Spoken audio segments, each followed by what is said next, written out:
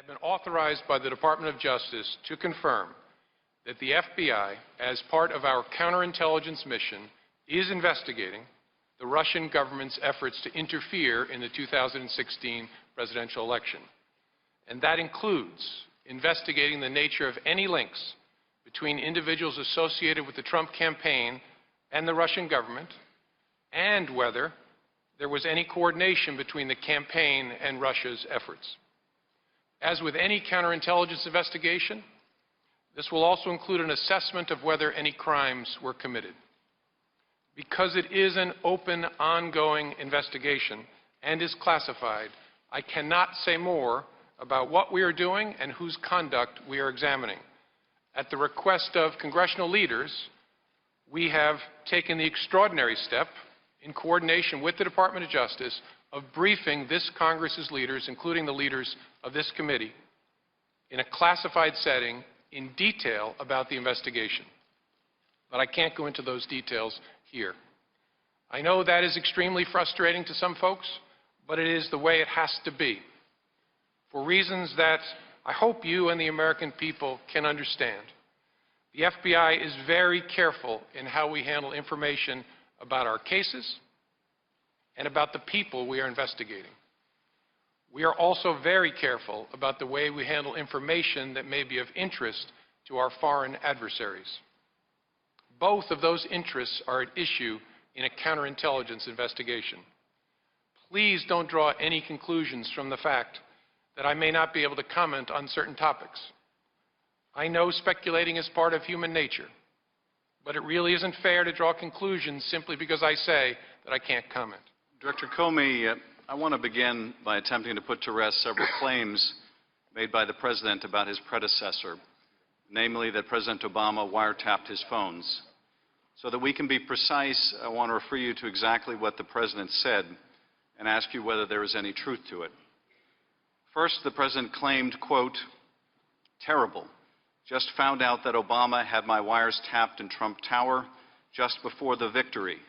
Nothing found. This is McCarthyism," unquote. Director Comey, was the President's statement that Obama had his wires tapped in Trump Tower a true statement?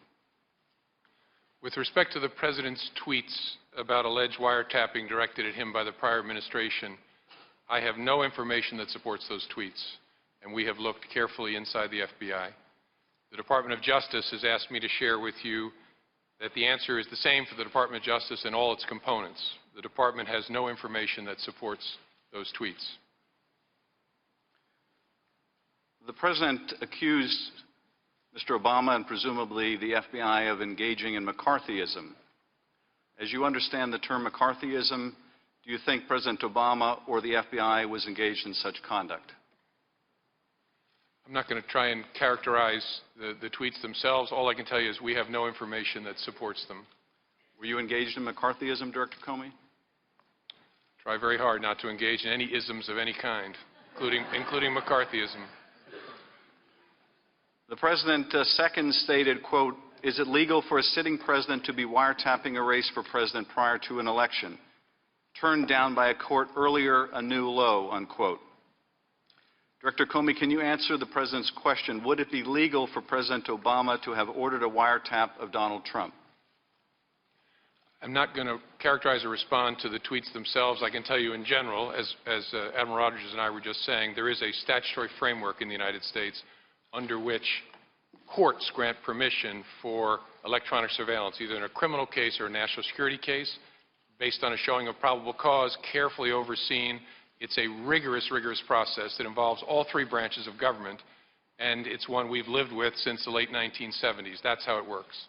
So no individual in the United States can direct electronic surveillance of anyone. It has to go through an application process, ask a judge. The judge can then make the order. So President Obama could not unilaterally order a wiretap of anyone? No president could. If it weren't for President Obama, we might not have done the intelligence community assessment that we did that set off a whole sequence of events which are still unfolding today, notably Special Counsel Mueller's investigation. President Obama is responsible for that, and it was he who tasked us to do that intelligence community assessment in the first place.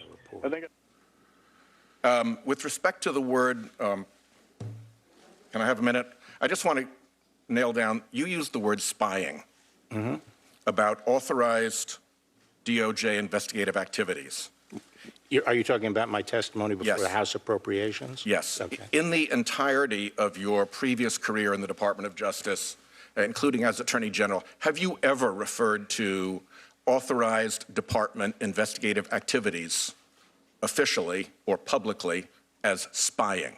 I'm not asking for private conversation. I'm not going to abjure the use of the word spying. I think, my first job was in CIA, and I don't think the word spying has any pejorative connotation at all. To me, But you recognize the question is always whether or not it's authorized and adequately predicated spying.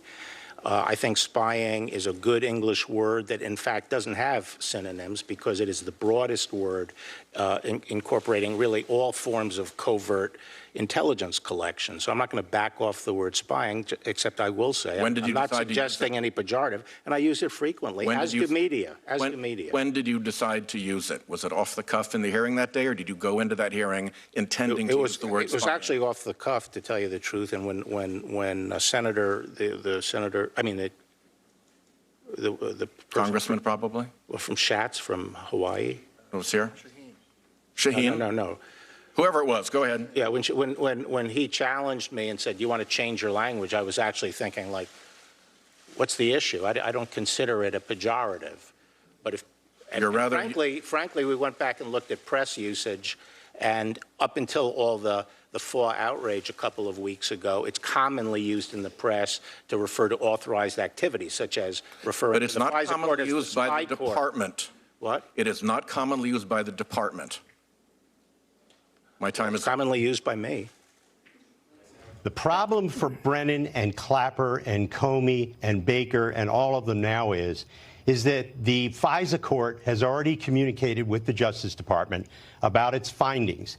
And their findings are that for more than 4 years before the election of Donald Trump, there was an illegal spying operation going on by FBI contractors, 4 of them, to steal personal information, electronic information about Americans, and to use it against the Republican Party.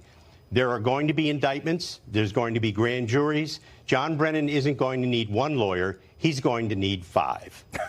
Joe, Rudy just mentioned that your personal knowledge and experience with the FISA court is legendary. We know that. Why does this matter to the average American sitting at home with a bowl of popcorn and a soft drink? Why does it matter to them what happens in this entire investigation? Because it's about the rule of law and privacy. The Obama administration, for more than 4 years before the 2016 election, allowed 4 contractors working for the FBI to illegally surveil American citizens illegally. The FISA court has already found that. By the way, Robert Ray mentioned that there is the Horowitz report coming out in May or possibly early June.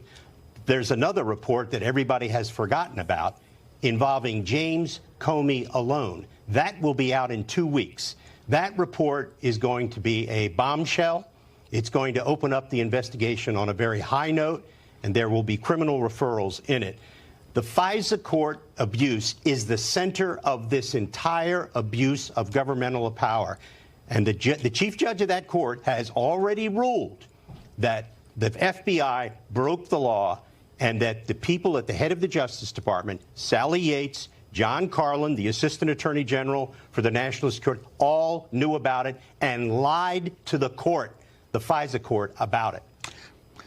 Joe, very quickly, if you've got a word you want to add. There's a hero in this entire story, and it's not a lawyer. All the bad people in this story are lawyers. There's a hero. His name is Admiral Mike Rogers. He was the head of the National Security Agency. He discovered the illegal spying. He went personally to the FISA court and briefed the chief judge and worked with her for months to uncover the people who did it. The FISA court has already been told and has already told the Justice Department who lied to that court, and that has been given to Bill Barr already. Very powerful. Barr knows that the only way to have accountability and therefore to restore the credibility of the FBI and the Department of Justice and the CIA and the intelligence community is to have a full-scale, federal criminal investigation. I believe he's going to do that, and I believe that he will begin with the Horowitz report, which he will use as a fulcrum. The revelations in the Horowitz report are going to be awful. They're going to be condemning of senior DOJ, FBI. You really I believe do indeed. Horowitz going to hang them, huh? Wow. And If that's indeed, true, all hell going to break loose. and Horowitz is going to recommend criminal referrals, quite a few of them, actually. And how certain are you that's going to happen? 100%. Wow. All right, Joe. As soon as it happens, we'll have you back. Enjoy yourself in Palm Springs. So nice of you to take the time to talk with us today. Anytime.